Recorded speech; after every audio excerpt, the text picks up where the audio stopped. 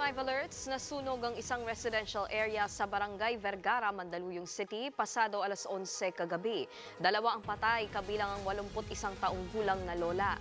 Hindi bababa sa 60 pamilya ang nawalan ng tirahan.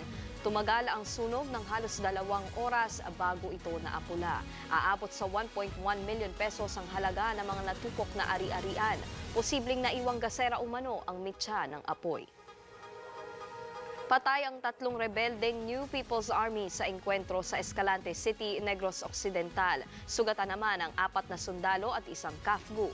Na-recover sa mga rebelde ang isang short at 2 high-powered firearms. Inilikas sa mga residente sa 2 barangay at isang sitio para hindi madamay sa bakbakan. Nagsagawa ng airstrike sa mga militar laban sa mga rebeldeng nagtatago umano sa bayan ng Escalante.